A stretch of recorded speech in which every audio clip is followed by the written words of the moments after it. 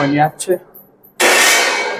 અર્જુન એમ કેતો હતો, અર્જુન કે આટલું બધું કે યુદ્ધ કરવું ને આટલા બધાને હું મારી નાખું, લાખો સૈનિકો, કરોડો સૈનિકો છે, આમાંથી કેટલા લોકોની હત્યા થઈ જાય, આ યુદ્ધ ન કરીએ તો વાંધો શું છે એમ. તો ભગવાને શું કીધું? હવે નવો યુગનું નિર્માણ થવાનું છે, સર્જન થવાનું છે, તો જૂના યુગનો વિનાશ થવો પડે. તો જૂના યુગનો વિનાશ થવો હોય તો આ લોકોનું મૃત્યુ નિશ્ચિત છે, આ બધાનો વિનાશ થશે તો કંઈક નવું આવનારી પેઢીમાં નિર્માણ થશે. સમજાય છે? નવું નિર્માણ કરવા માટે જૂનાનો નાશ જરૂરી છે. સેમ ટુ સેમ આ સવાલમાં છે 8મો સવાલ, રાસાયણિક પ્રક્રિયા દરમિયાન નિપજનું નિર્માણ કેવી રીતે થાય? તો નિપજ એટલે નવું કંઈક બન્યું ને, તો પ્રક્રિયકો વચ્ચે રાસાયણિક પ્રક્રિયામાં પ્રક્રિયકોમાં રહેલા પરમાણુ હોય એમના વચ્ચેના બંધનો શું થઈ જાય? વિનાશ, એટલે કે તૂટી ગયા, અને નિપજમાં નવા બંધનું સર્જન થશે. તો જૂનું શું હતું? તો પ્રક્રિયકો, એના પરમાણુ વચ્ચેના બંધો તૂટશે અને નવા બંધનું નિર્માણ થશે. આપણે પાચન થાય ત્યારે શું થાય તમને ખબર છે? આપણે જ્યારે ખોરાક ખાઈએ છીએ એ ખોરાક છે ને જટિલ કાર્બનિક પદાર્થ છે. કેવો? જટિલ. મોટા મોટા અણુઓ હોય, ગ્લુકોઝ છે, પ્રોટીન છે, આપણે ખાઈએ ને વનસ્પતિજન્ય ખોરાક, તો વનસ્પતિએ બનાવેલો જે પણ ખોરાક છે, આપણે એનો ફ્રૂટ, ફળ કે જે પણ ખાઈએ એ જટિલ કાર્બનિક પદાર્થો છે, આપણા પેટમાં જાય પછી એ તૂટે એટલે સરળ બને. જટિલના ટુકડા થાય એટલે શું બને? સરળ બને. એ સરળમાંથી પછી આપણું શરીર શું કરે? જે બનાવવું હોય એ બનાવી લે, પાછું જટિલ બનાવે. આપણું શરીર જટિલ જ છે, ખાધું શું? જટિલ, પેટમાં ગયું, ટુકડા થયા એટલે સરળ બન્યું, એટલે પાચન કહેવાય. જટિલમાંથી સરળ બને, સરળ બને પછી આપણા આંતરડામાંથી એનું શું થઈ જાય? શોષણ થાય. પછી જ્યાં નવું કંઈક બનાવવાનું હોય ત્યાં એ મટીરિયલ જાય, પછી પાછું નવું જટિલનું નિર્માણ થાય, જેવું જોતું હોય એવું. આપણા વાળ હોય, આપણા નખ હોય, આપણી ચામડી હોય, જે પણ કાંઈ પણ નવું બનાવવું હોય તો પેલા રો મટીરિયલ જોઈએ. રો મટીરિયલ એટલે સાદો સિમ્પલ પદાર્થ, કાચો માલ. રેડી? તો સાદો સિમ્પલ પદાર્થ બનાવવા માટે આપણું શરીર શું કરે છે? આપણા જટિલ ખોરાકનું પાચન. એટલે જૂનું તૂટે તો જ નવું બને. દુનિયાનો નિયમ ખબર પડી ગઈ? ઓકે, ચાલો. સંયોગીકરણ પ્રક્રિયા કોને કહેવાય છે? ઉદાહરણ આપી સમજાવો. સંયોગીકરણ શબ્દમાં જ બધું આવી ગયું. સંયોગ એટલે ભેગું થવું. સંયોગ એટલે ભેગું થવું. હવે એક કરતા વધારે ભેગા થાય, 3-4 પદાર્થો ભેગા થાય અને એક બનાવે એટલે બધાએ ભેગા થઈને શું બનાવ્યું? એક જ બનાવ્યું, એટલે બધાનો સંયોગ થઈ ગયો કહેવાય. એને હું આવી રીતના દોરીને બતાવું તમને.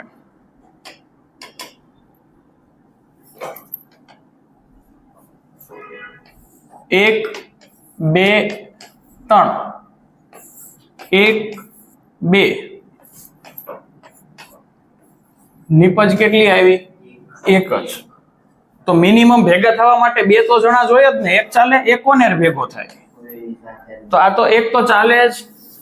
તો મિનિમમ 2 કે તેથી વધુ, 2 વધુ પ્રક્રિયકો કે નિપજો? તીરની ડાબી બાજુ છે એટલે પ્રક્રિયકો. તો 2 કે તેથી વધુ પ્રક્રિયકો વચ્ચે રાસાયણિક પ્રક્રિયા થઈ એક જ નિપજનું નિર્માણ થાય એને શું કહેવાય? સંયોગીકરણ પ્રક્રિયા. ચાલો, સમજાઈ ગયું? કેટલા? તો કે 2 કે તેથી પ્રક્રિયકો વચ્ચે કઈ પ્રક્રિયા થાય? એક જ નિપજનું નિર્માણ થાય એને શું કહેવાય? સંયોગીકરણ. જો જે રાસાયણિક પ્રક્રિયામાં 2 કે તેથી વધુ પ્રક્રિયકો વચ્ચે પ્રક્રિયા થઈ બનતી હોય તેવી રાસાયણિક પ્રક્રિયાને ઇંગ્લિશમાં શું કહેવાય? Combination reaction. કોમ્બિનેશન એટલે આપણે કહીએ ને કોમ્બિનેશન કર્યું, ભેગું કર્યું છે. ચાલો, હવે આ સંયોગીકરણમાં ઘણું બધું ચાલે. દાખલા તરીકે આને આ લખી છે તો હું બીજી લખી શકું એવું કઈ નથી. કાર્બન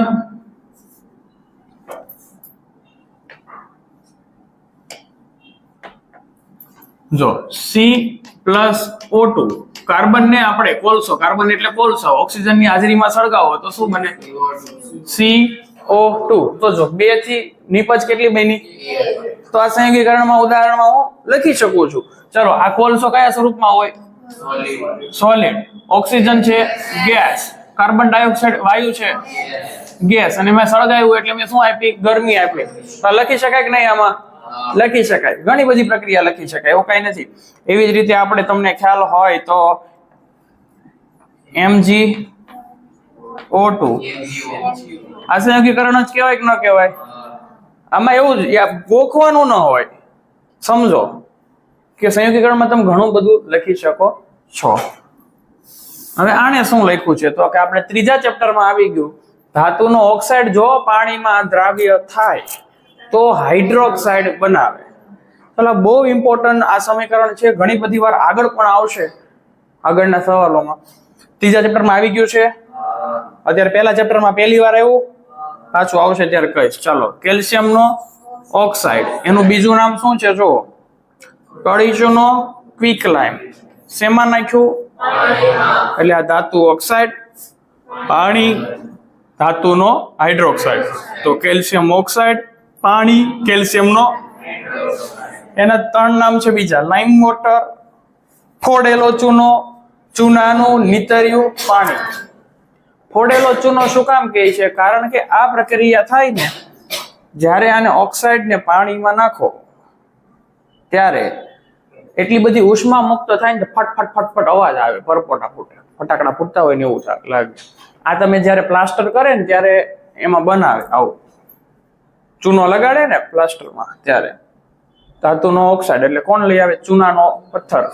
આ ચૂનાનો પથ્થર ગણી લ્યો, કળી ચૂનો પથ્થર તો નથી પણ આ કળી ચૂનો. કળી ચૂનાને શેમાં નાખે? ચૂનાનો પથ્થર આવો આવશે, CO3. ત્રણ અલગ અલગ આપણે લઈ લઈએ. ચલો, CaO કળી ચૂનો, CaOH2 ફોડેલો ચૂનો. યાદ રહેશે? કળી ચૂનો, ફોડેલો ચૂનો અને ચૂનાનો પથ્થર CaCO3.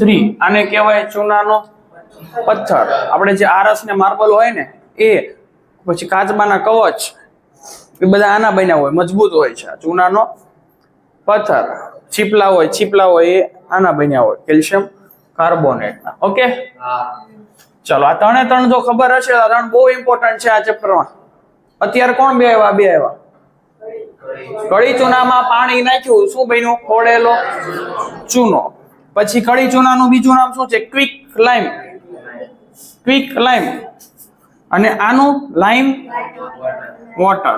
આના 2 જ નામ હતા, કળી ચૂનો, અને આ તો રાસાયણિક નામ તો હોય કેલ્શિયમ ઓક્સાઇડ. એ તો નોર્મલી આવે, પણ આ જે ઘરે બનાવેલા નામ હોય કે નહીં, હા, નિકનેમ. આના નિકનેમ લાઇમ વોટર, ફોડેલો ચૂનો. હજી એક નવું છે, આ પ્રક્રિયા અહીંયા બતાવી છે. જો હવે આ પ્રક્રિયા આપણે જોવી છે. હા, અમારે જોવી જ હોય, કોઈ દી ના પાડતા જ નથી.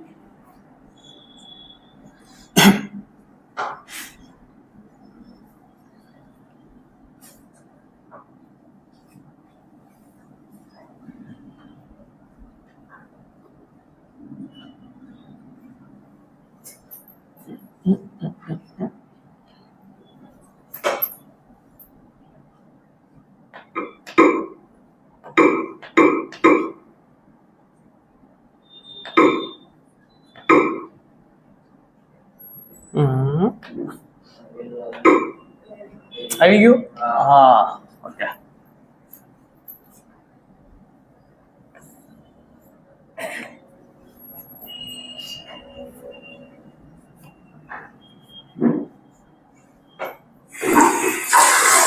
પાણી ભર્યું.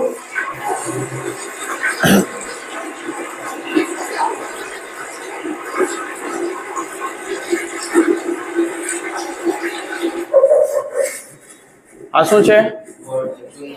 કળી ચૂનો, કેલ્શિયમનો ઓક્સાઇડ CaO.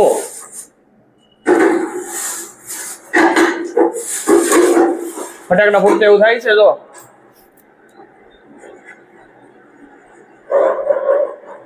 ગરમ થઈ જશે, ફૂલ ઉષ્મા મુક્ત થાય.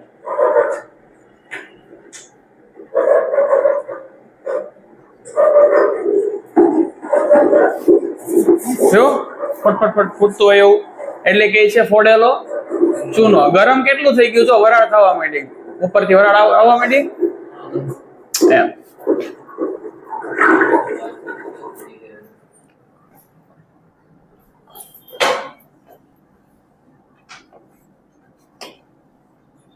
બીજી એક આડી પણ બતાવી દેવું હાથે હાથે.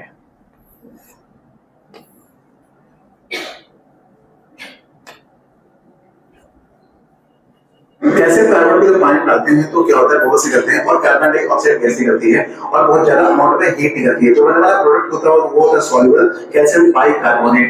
और आप यहाँ देख रहे हैं वो क्या है, उसका ये क्या होता है, बॉयल होने लगता है, बहुत डेंजरस होता है ये. कैल्शियम कार्बोनेट का पानी डालते हैं तो क्या होता है, बहुत सी करते हैं और कार्बन डाइऑक्साइड गैस निकलती है और बहुत ज्यादा अमाउंट में हीट. આ તો બીજું એક્સપેરિમેન્ટ છે, એ નથી. CaO પ્લસ આને આમાં બીકરમાં કર્યું છે, નાના પાયે. ये झूठ नहीं बोलेंगे बेटा, इन्हें करके महात्मा गांधी को ये होता है सर. इसको बीकर बोलते हैं. अगर क्लास जब में करके क्लास नहीं यूज करता है, ये पानी स्टोर है બીકર. तो क्या है पानी. इसमें अभी मैं इसको सिंपली डालूंगा, डालना है और बंद हो जाएगा. दोनों तो लगे सभी को लेगा. जैसे ही इसको डालूंगा क्या होगा, कितना जो होगा टेस्ट करके थोड़ा सा गरम ज्यादा नहीं है.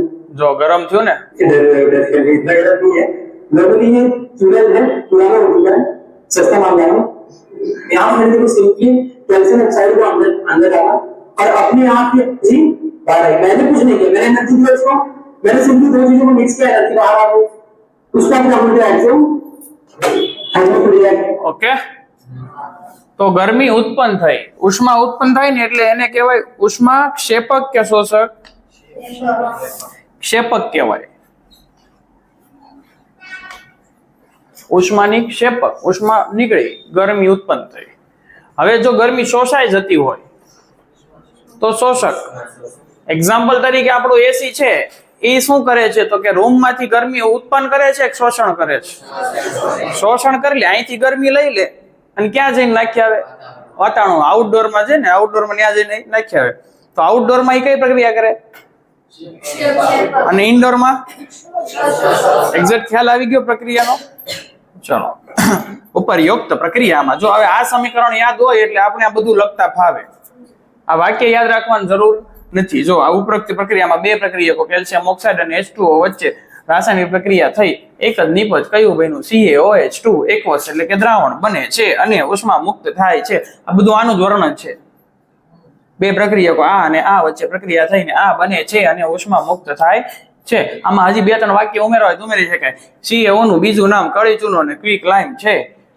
પાણી છે એ લિક્વિડ સ્વરૂપમાં વપરાય છે. કેલ્શિયમ હાઇડ્રોક્સાઇડ એનું બીજું નામ છે લાઇમ વોટર, ફોડેલો ચૂનો, અને હજી એક પણ નામ છે ચૂનાનું નીતર્યું પાણી છે. અને આમાં પાછી ઉષ્મા પણ મુક્ત થાય છે એટલે બીકર આપણને કેવું લાગે છે? ગરમ લાગે છે. થઈ ગયું. આ પ્રક્રિયા એ સંયોગીકરણ પ્રક્રિયા છે. કઈ પ્રક્રિયા છે? સંયોગીકરણ. કીધું ને, બે કે તેથી વધુ ભેગા થાય, પ્રક્રિયા થઈ અને ચલો આનું ઊંધું વિચારીએ. આગળ આવશે પણ હું તમને પહેલેથી જ કરાવી દઉં ને, ખબર જ હતી આ સર હમણાં કાંઈક ઊંધું લાવશે એમ.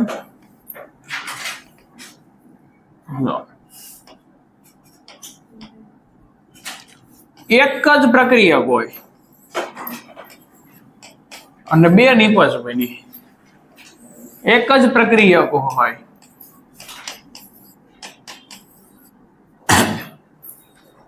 આને શું કહેવાય? વિઘટન કહેવાય. એકમાંથી છૂટું પડ્યું વિઘટન. આપણા પાચનમાં એવું થતું, પાચન એક પ્રકારનું વિઘટન જ કહેવાય. એ એક મોટા અણુમાંથી નાના સરળ અણુ મળે. જટિલમાંથી શું બનશે? સરળ. ખ્યાલ આવે છે? પણ આપણે નોર્મલ વાત કરીએ તો એકમાંથી ટુકડા થાય એટલે આપણે એનું શું કહી દઈએ છીએ? વિઘટન. પછી આપણે ખાતર બનાવીએ ત્યારે શું થાય છે ખબર? વિઘટન થાય છે.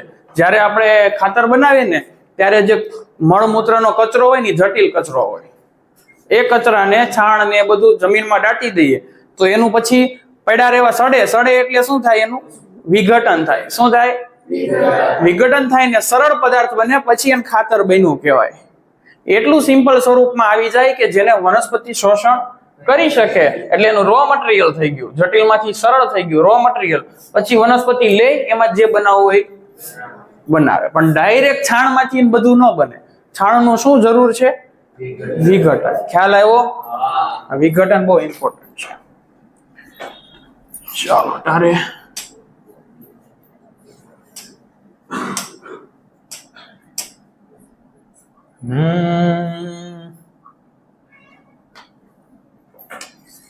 કોલસાનું દહન.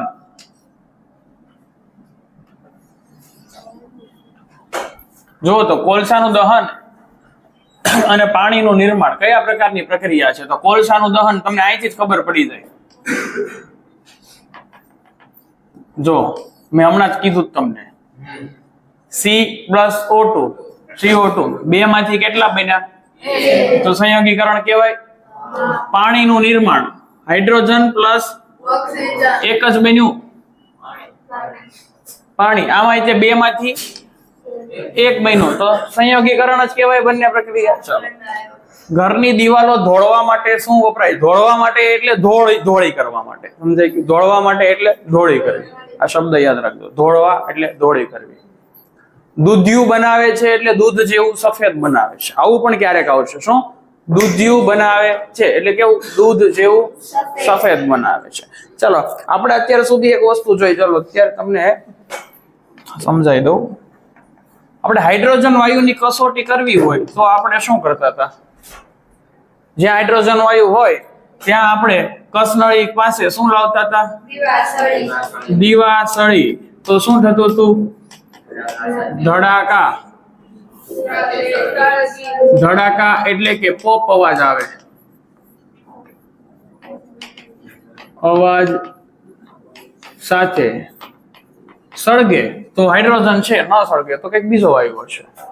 એ જ રીતે જો કાર્બન ડાયોક્સાઇડ ની હાજરી ચેક કરવી હોય તો શું કરવાનું ખબર છે?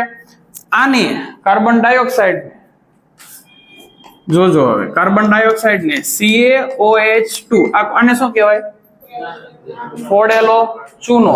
Calcium hydroxide. હજી એક નામ ચૂનાનું નિતર્યું પાણી. હજી એક લાઇમ વોટર. આના આટલા બધા નામ છે. દરેક નામનું એક એક વાક્ય બનાવવું હોય તો ચાલો. તો કેલ્શિયમ હાઇડ્રોક્સાઇડ એમાંથી હું કાર્બન ડાયોક્સાઇડ વાયુ પસાર કરું. જોજો, કેલ્શિયમ કાર્બન ડાયોક્સાઇડ વાયુ પસાર કરું એટલે તરત જ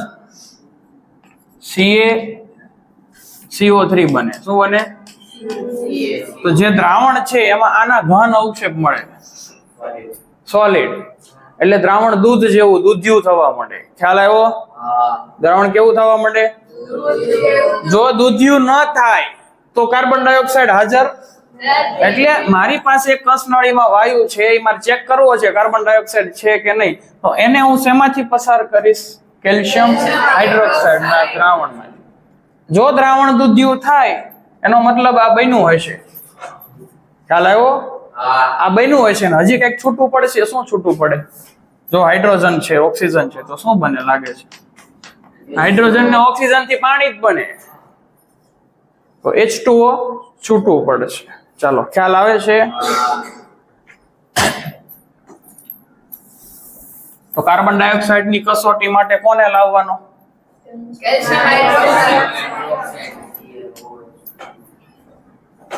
ઘરની દિવાલો ધોળવો છે તો ચૂનાનું લીતરિયું પાણી વપરાય છે.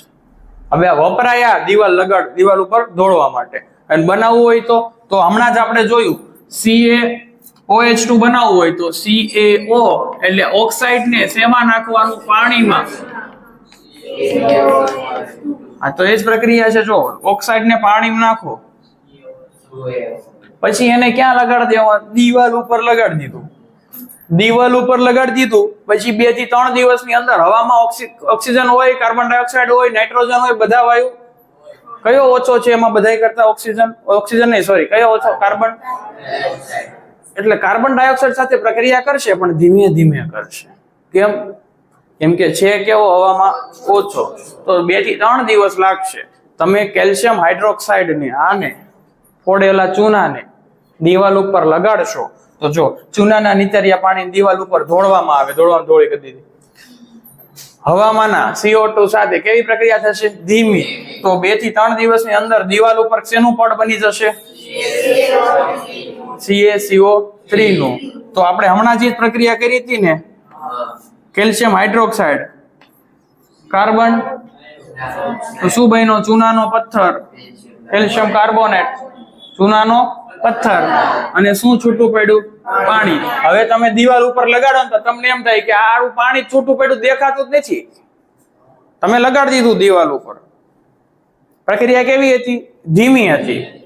તો પ્લાસ્ટર જે કર્યું હોય, તમે જે પણ લગાડ્યું છે એમાંથી આ ચૂનાના પથ્થર જેવું બની તો જાય, હારે પાણી નીકળતું જ હોય, પણ એ ધીમે ધીમે બનતું જાય, એમ પાછું બાષ્પીભવન થતું જાય. કેમ કે ધીમે ધીમે બનતું જાય. તો હવામાં ગરમી હોય, તમે પાણી અહીંયા થોડું પોતું મારો તો બાષ્પીભવન થાય કે ન થાય? એ પડ્યું રહે. એટલે એ બનતું જાય, લિક્વિડ સ્વરૂપમાં જ બને છે પણ ધીમે ધીમે બાષ્પીભવન થતું જાય. એટલે હવે દિવાલ ઉપર ખાલી કોણ વધ્યું? તો કેલ્શિયમ કાર્બોનેટ, ચૂનાનો પથ્થર. એટલે દિવાલ કેવી થઈ જાય છે? ચમકદાર થઈ જાય છે, ચૂનાના પથ્થર જેવી. એટલે આપણે આરસ પહાણ જેવું થોડુંક ચમક આવી જશે. ખ્યાલ આવ્યો? દિવાલ ચમકી ગઈ, દિવાલ નવી દિવાલ બની ગઈ. હા, તો દિવાલને ધોળ્યા બાદ 2 થી 3 દિવસમાં તેની ઉપર સફેદ કલરનું કેલ્શિયમ કાર્બોનેટનું નિર્માણ થાય છે, જેથી દિવાલ પર ચમક આવે છે. મસ્ત. મોઢાની દિવાલ પર લગાડતા ને અમારે મોઢાની દિવાલ ઉપર ચમક લાવી, મોઢું ફાટી જાય. ચૂનાનો પથ્થર હોય ને, આમાં કામ કરતા હોય, હાથ બોળો તો હાથ ફાટી જાય. ગરમ હોય, ચૂનો ગરમ હોય. ખ્યાલ છે કે નથી? આ ઘણા માવો ખાવા વાળાને વધારે ખ્યાલ હોય. કોઈને માવો ખાતા ને મોઢું ફાટી જાય ઘણી વાર. કોઈને સાંભળ્યું છે કોઈ? તમે વધારે માવો ખાતા હોય તીખું ના ખાઈ શકે, એમાં જાડો ચૂનો ખાતા હોય એટલે વધારે ઘાટો ચૂના વાળું ખાય ને મોઢું ફાટી જાય.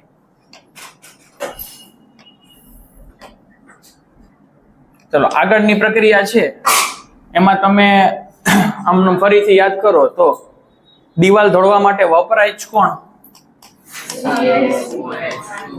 એને બનાવવું હોય તો હવે આને ક્યાં લગાડી દેવાનું છે? દિવાલ પર. મેં આ CaOH2 ને દિવાલ પર લગાડ્યું. 2 થી 3 દિવસની અંદર ધીમે ધીમે કોની સાથે પ્રક્રિયા કરશે? શું બનાવી દેશે? Calcium carbonate. કેવું હોય છે? ઘન સ્વરૂપે. અને શું છૂટું પડી જશે? પાણી, H2O. ઉષ્મા અહીંયા છૂટી પડશે. હા, આ જ્યારે નાખો ત્યારે ફોડેલો ચૂનો બને તો ઉષ્મા છૂટી પડે. અને આમાં પાણી લિક્વિડ સ્વરૂપમાં હોય પણ એ દેખાતું નથી. કેમ? તો કે ધીમે ધીમે એ ઉડી જાય, બાષ્પીભવન થઈ જાય. આ સમીકરણ યાદ રહી ને, આ 2. એટલે આપણે પછી આખો સવાલ લખી શકાય. આ 2 જ યાદ રાખવાનું, આમનામ જ ખબર પડે. દિવાલ પર દોડવા માટે શું જોઈએ? તો કે કેલ્શિયમ હાઇડ્રોક્સાઇડ અથવા તો ફોડેલો ચૂનો. એની બનાવટ માટે કેલ્શિયમ ઓક્સાઇડને પાણીમાં નાખતા કેલ્શિયમ હાઇડ્રોક્સાઇડ બને છે અને વધુ પ્રમાણમાં ઉષ્મા પણ મુક્ત થાય છે. આ કેલ્શિયમ હાઇડ્રોક્સાઇડને ફોડેલો ચૂનો પણ કહે છે. આ કેલ્શિયમ હાઇડ્રોક્સાઇડને ત્યારબાદ ઘરની દિવાલ પર ધોળવામાં આવે છે. ધોળ્યા બાદ 2 થી 3 દિવસની અંદર કાર્બન ડાયોક્સાઇડ, વાતાવરણના કાર્બન ડાયોક્સાઇડ સાથે ધીમી પ્રક્રિયા કરે છે અને દિવાલ પર કેલ્શિયમ કાર્બોનેટનું પડ બને છે. આ પડની સાથે પાણી પણ ઉત્પન્ન થાય છે, જે બાષ્પીભવન થઈ જાય છે. તો કેલ્શિયમ કાર્બોનેટનું પડ બનવાથી દિવાલમાં ચમક આવે છે. આખો સવાલ પૂરો છે. આખી સ્ટોરી છે ને. હવે આ ત્રીજું ચેપ્ટર જ છે. જો ત્રીજા ચેપ્ટરમાં શું હતું? ધાતુનો ઓક્સાઇડ, પાણી નાખો, શું બન્યું? સિમ્પલ ને? ત્રીજું ચેપ્ટર યાદ આવે એટલે આ તો પછી તમને આવડી જશે. આ મેં તમને હમણાં જ કીધું, આ કોની કસોટી છે? કાર્બન ડાયોક્સાઇડ ની હાજરી ચેક કરવી હોય તો એને હંમેશા ફરજિયાત દર વખતે આની બાજુમાં જ લઈ આવવાનો હોય. આગળ જેટલા પણ પ્રયોગ આવશે, છઠ્ઠા ચેપ્ટર કોઈ ભણ્યા? આપણે માણસના ઉચ્છ્વાસમાં વધારે કયો વાયુ આવે છે? હવે ચેક કરવો હોય તો એ આ જ આવે, દ્રાવણમાં જ લેવું, આનું દ્રાવણ લેવાનું આવે. દૂધિયું થઈ જાય તો દૂધિયું એટલે આનો સફેદ રંગ આવી જાય. છઠ્ઠું ચેપ્ટર ખ્યાલ છે? આવ્યું જ તમારે ભાઈ? આવે છે. હા ચલો, પેપ્સી ન આવે, પેપ્સી નો આવે, પેપ્સી ન. ચલો, ઉષ્માક્ષેપક રાસાયણિક પ્રક્રિયા કોને કહેવાય? તો જેમાં ઉષ્મા શું થતી હોય? ક્યારે મુક્ત થાય? નિપજના નિર્માણની સાથે. જ્યારે નિપજ બને એની હારે ઉષ્મા પણ મુક્ત થાય. શું થાય? મુક્ત થાય. હા, ધ્યાન આપવાનું. અહીંયા તો સુવા માંડ્યા હતા. ઓલી તો મસ્ત આરામ ઉપર વહી ગઈ હતી. શું કેવું? કોની સાથે ઉષ્મા મુક્ત થાય? નિપજના નિર્માણની સાથે. જો રાસાયણિક પ્રક્રિયામાં નિપજના નિર્માણની સાથે આ શબ્દ આવવો પડે. નિપજના નિર્માણની સાથે ઉષ્મા મુક્ત થતી હોય, સુષ્માની બેન ઉષ્મા મુક્ત થતી હોય તો પ્રક્રિયાને ઉષ્માક્ષેપક કહેવાય. ઇંગ્લિશમાં કહેવાય એક્ઝોથર્મિક. એક્ઝોથર્મિક. ચાલો, એ નથી યાદ રાખવું, કામ આવશે ભવિષ્યમાં. તમે કોલેજ કરવા જાઓ ત્યાં ઇંગ્લિશ મીડિયમ જ આવવાનું છે. જો કે આ એક ખામી કહેવાય.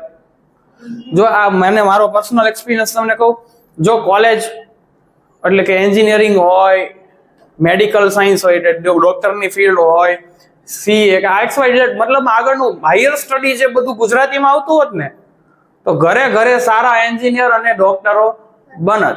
એટલે આપણે ગુજરાતમાં કેમ તો એને બધું સમજાઈ જાય. આપણી ભાષા હોય ને તો સમજાઈ જાય. ઓલું 12મા સુધી સારા ટકા આવે, પછી ઇંગ્લિશ ન ફાવતું એટલે કોલેજમાં ટકા કેવા થઈ જાય? ઓછા થઈ જાય. સમજાય કેવું? ઓછું. હવે ત્યાં વારે વારે એક્ઝોથર્મિક આવે ને તમને સમજાય ને હું કે ક્યારના સર આવીને એક્ઝોથર્મિક ને એન્ડોથર્મિક બોલા રાખે છે. પછી કહે ને એક્ઝોથર્મિક એટલે ઉષ્માક્ષેપક. એટલે હા તો મને આવડે, અંદરથી તરત એમ થાય. સમજ પડી? હવે જે કામ ઓપરેશન તો ઓપરેશન જ કરવાનું છે. હવે એ ગુજરાતીમાં ભણે કે ઇંગ્લિશમાં ભણે, આપણે તો કામ આવડે એનું મહત્વ છે. ગમે ભાષામાં કોઈ પણ ને માતૃભાષા હોય, કોઈ તમિલ છે, તમિલ ભાષા બોલે છે, તો એને તમે એન્જિનિયરિંગ કે મેડિકલ સાયન્સ કે કોમર્સ કે કોઈ પણ જે ફિલ્ડ છે એની માતૃભાષામાં ભણાવો તો એને તરત જ ઉતરી જાય. પણ આપણે ઊંધું છે. આપણે ઇન્ડિયામાં પ્રોબ્લેમ, સારા સાયન્ટિસ્ટો બનતા વાર લાગે છે. એનું મેઇન કારણ શું છે? હા, ઘણા બુદ્ધિશાળી બાળકો કોલેજમાં જઈને પાછા પડી જાય. શું કામ? તો કે ઇંગ્લિશ કાચું હોય એટલે. એનું ધ્યાન રાખવાનું. અમુક વર્ડ ખબર હોવી પડે તો પછી ભવિષ્યમાં આપણે આવે તો વાંધો આવે નહીં. એક્ઝોથર્મિક ઉદાહરણ સમજાવો એક્ઝોથર્મિક ના. તો જે વસ્તુ સળગતી હોય, સળગે એટલે હારે શું ઉત્પન્ન થાય? એટલે આવડે. હવે એમાં હું ને, જો આ મિથેન વાયુ સળગે, મિથેન વાયુ છે ને, આપણે CNG ગેસ હોય ને એમાં સૌથી વધારે કયો વાયુ હોય? મિથેન વાયુ હોય.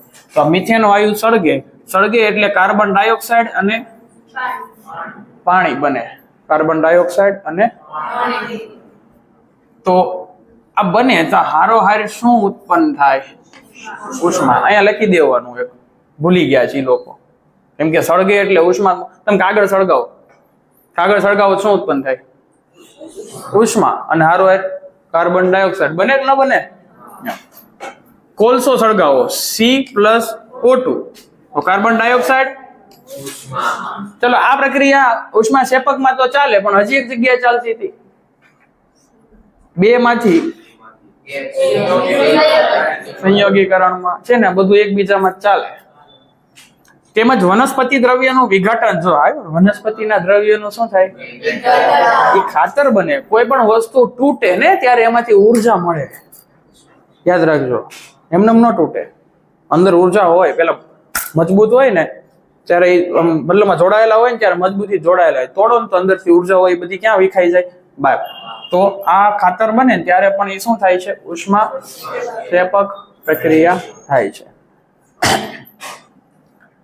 આ સમજાઈ ગયું ને? ઉષ્મા ક્ષેપક ઈઝી છે, કઈ માં છે નહીં.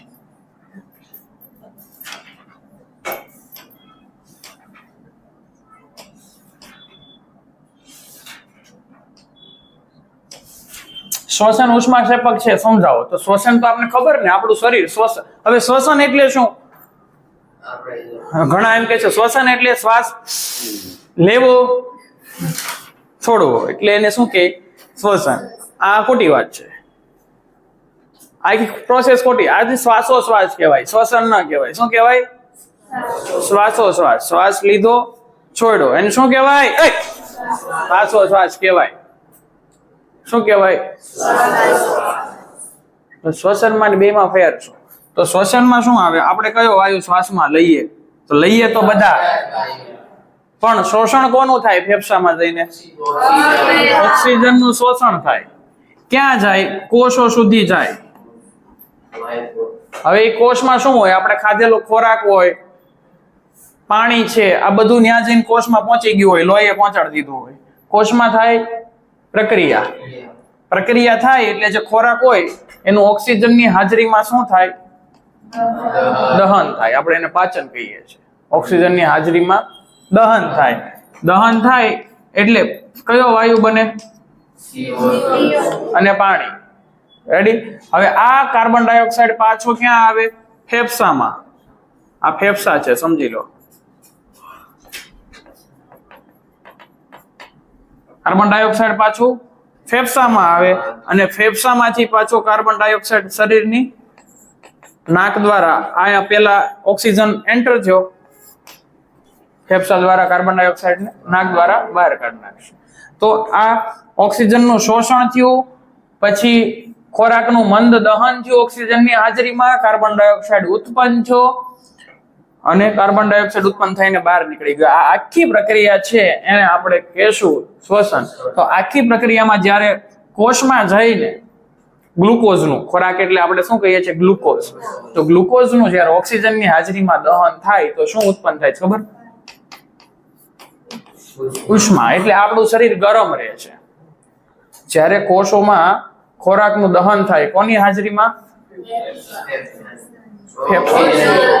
દહન ઓક્સિજનની હાજરીમાં જ થાય. એટલું તો ભણ્યા જ નહીં. ફેફસાની હાજરીમાં દહન ન થાય ભાઈ. ફેફસાની હાજરી, ફેફસા બાજુમાં રાખવાના તો જ દહન થાય.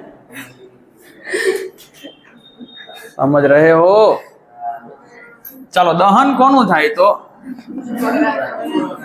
ખોરાકનું દહન થાય એટલે ગ્લુકોઝનું.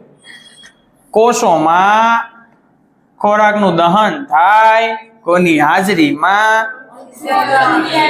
ત્યારે ઉષ્મા ઉત્પન્ન થાય એટલે આપણું શરીર ગરમ રહે છે. એને કહેવાય ઉષ્મા ક્ષેપક. જો હવે જીવન જીવવા માટે ઉર્જાની જરૂર પડે છે, તો આપણે ખોરાક ખાઈએ છીએ તેમાંથી આપણને ઉર્જા, એ ઉર્જા આપણને કયા સ્વરૂપે મળે છે? ઉષ્મા ઉર્જા. પાચન દરમિયાન ખોરાક વધુ સરળ પદાર્થમાં વિભાજિત થાય છે. મેં તમને કીધું હતું ને, આપણે ખાઈએ જટિલમાંથી શું બને છે? સરળ. વાત થઈ ગઈ ને? આપણે ભાત, બટાકા, બ્રેડ આ બધા જટિલ છે, પેટમાં જઈને સરળ થઈ જાય. પછી સરળનો તમે સવારમાં ત્યાગ કરી આવો. ચાલો, કઈ જ નહીં. ભાત, બટાકા, બ્રેડ એ શું છે? કાર્બોદિત પદાર્થો છે. આ કાર્બોદિત પદાર્થનું વિભાજન થઈને શું બને? પછી આ ગ્લુકોઝ આપણે આંતરડામાંથી શોષણ થાય ક્યાં સુધી પહોંચશે? આપણા શરીરના કોષો. કોષોમાં ઓલરેડી લોહી દ્વારા ફેફસામાંથી શું પહોંચી ગયો હોય? ઓક્સિજન. તો ખોરાક પહોંચી ગયો, ઓક્સિજન સાથે સંયોજાય એટલે શું થયું કહેવાય? દહન. ઉર્જા પૂરી પાડે. આ પ્રક્રિયાને શ્વસન નામ આપ્યું. એટલે પછી એને દહન નથી કીધું, શ્વસન નામ આપ્યું. આમ થાય છે તો મંદ દહન જ કહેવાય. આને શું કહેવાય? ખોરાકનું મંદ દહન. નામ આપ્યું શ્વસન. તો જોજો, આ બટાકા હતા, બટાકામાંથી ગ્લુકોઝ, પછી એમાંથી કાર્બોદિતનું ગ્લુકોઝ, અને ગ્લુકોઝમાં શરીરના ઓક્સિજન સાથે સંયોજાઈને ઉર્જા મેળવી, આને આપણે શ્વસન. આ શ્વસન દરમિયાન ઉર્જા મુક્ત થાય છે, એથી એને શું કહેવાય? ઉર્જા બને છે. તો જો ગ્લુકોઝ ભાઈ હતા હે, તો આ જે ગ્લુકોઝ ભાઈ છે એ કોની હાજરીમાં શું બન્યું? કાર્બન ડાયોક્સાઇડ, પાણી. પાણી આપણે પરસેવો વળે કે નહીં? ગ્લુકોઝ ભાઈ, ઓક્સિજન ભાઈ. આ ઓક્સિજન ક્યાંથી લીધો હતો? બન્યું શું? Carbon dioxide. ક્યાંથી બહાર કાઢીએ? પાણી પરસેવા સ્વરૂપે મૂત્ર નિર્માણ દ્વારા બહાર નીકળી જાય. રેડી? શ્વસન પણ કઈ પ્રક્રિયા છે? ઉચ્ચમાં ચેપક છે. આરું કીધું ખબર નહોતી. વિઘટન એટલે શું? તો કે એક જ પ્રક્રિયાને ગરમ કરવાનું. વિઘટન એમનો ન થાય, છૂટું એમનો ન થાય. આપણે યાદ કરો, કોઈ પણ વસ્તુ ગરમ કરો ને તો જ છૂટી પડે. બે મિત્ર હોય, બેસ્ટ ફ્રેન્ડ, બહુ ધમાલ કરતા હોય, એમ કહો ને કાલથી અલગ બેસજો, એમ ન બેસે. એને ઉર્જા આપવી પડે. એને તમે શાંતિથી કહો તમે ધમાલ ન કરતા અલગ રહ્યો. મમ્મી પપ્પા કહે તારે આનાર નથી રમવાનું, કેમ કે એ બે ભેગા થાય ને એટલી ધમાલ કરે ને આખી સોસાયટી માથે લેતા હોય. એટલે ના પાડે કે તમારે સાથે રમવાનું નથી. શાંતિથી અલગ પડે. એને શું આપવી પડે? ઉર્જા આપવી પડે. અલગ અલગ સ્વરૂપમાં ઉર્જા આપો તો અલગ છૂટા પડી જાય. ખ્યાલ પડે છે? એમ પરમાણુને એવું જ હોય, એક જ પ્રક્રિયક હોય. હવે એને આપણે ગરમ કરો તો એકથી વધુ નિપજમાં છૂટા પડી જાય. પેલા કેટલા હતા? તો કે એક. ગરમ કર્યા એટલે એકથી વધુ, બે અથવા તો એનાથી વધુ પણ થાય. તો એકમાંથી તો ગરમ કરવાથી હવે કાં તો ગરમી આપો તોય થાય, કાં તો સૂર્યપ્રકાશ, ગરમીની જગ્યાએ સૂર્યપ્રકાશ. અને હજી એક, જો આ બે થી ન મેળ આવતો હોય તો પછી એને વિદ્યુત વિભાજન, કરંટ આપી છૂટા પાડી દેવા. ખ્યાલ આવ્યો? તો વિઘટનની પ્રક્રિયા ગરમ કરીને થાય, સૂર્યપ્રકાશથી પણ થાય, અને એનાથી પણ ન મેળ પડે. મતલબ કોઈ પણ સ્વરૂપે ઉર્જા આપવી પડે, એમને છૂટવું પડે નહીં. હવે તમને યાદ હોય તો આપણે ધાતુમાંથી ગરમી આપીને છૂટું પાડતા હતા. ધાતુનો ઓક્સાઇડ, આ પારાનો ઓક્સાઇડ હતો, ગરમ કરીને આપણે પારો બન્યો હતો. યાદ આવ્યું? Hg. અને આની બાજુમાં આપણે કોકને લાવતા હતા.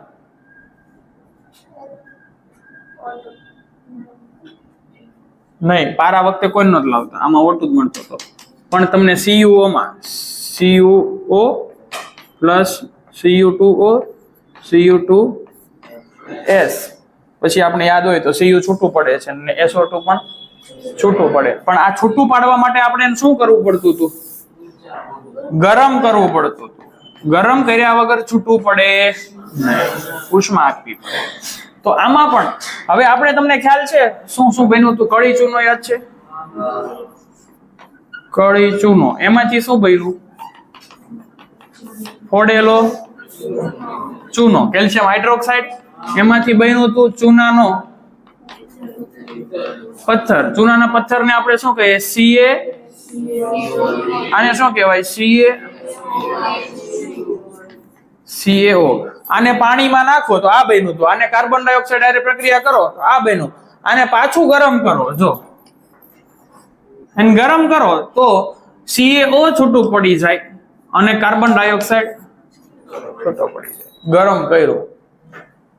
કર્યું એટલે જે મજબૂતીથી જોડાયેલા હતા બે મિત્રો છૂટા પડી ગયા, કળી ચૂનો અને કાર્બન ડાયોક્સાઇડ. ફેરસ સલ્ફેટ ગરમ કર્યું તો શું બન્યું? Ferric oxide. જો આ યાદ રાખજો, Fe2O3 છે.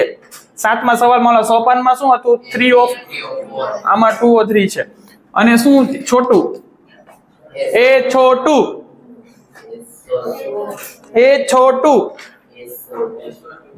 અને એ છોટી, એ છોટી, એમ છોટું છોટી. SO3 SO2 તો એકમાંથી 3 છૂટા પડ્યા વિઘટન કહેશું. લેડ નાઇટ્રેટ ને ગરમ કરો તો લેડ નો ઓક્સાઇડ, નાઇટ્રોજન નો ડાયોક્સાઇડ અને ઓક્સિજન 3 છૂટા પડ્યા. તો વિઘટન પ્રક્રિયા પૂછે તો તમે આ લખો કે એક પ્રક્રિયકમાં રાસાયણિક પ્રક્રિયા થઈને ગરમ કરો તો એકથી આ શબ્દ આવવો પડે ગરમ કરો. એકથી વધુ નિપજ બની વિઘટન કહેવાય. રેડી? પ્રક્રિયાનું ઉદાહરણમાં તમે કોઈ પણ 2 લખો કાંઈ વાંધો. તો ઉષ્માની મદદથી થાય તો ઉષ્મીય વિઘટન કહેવાય. પછી પ્રકાશ આપીને થાય તો પ્રકાશીય વિઘટન કહેવાય. લખ્યું નથી પણ હું તમને કહી દઉં. પ્રકાશીય હોય સૂર્યપ્રકાશથી વિઘટન થાય તો પ્રકાશીય અને વિદ્યુત આપીને થાય તો વિદ્યુતીય વિઘટન. રેડી? એટલે સુધી સમજાઈ ગયું?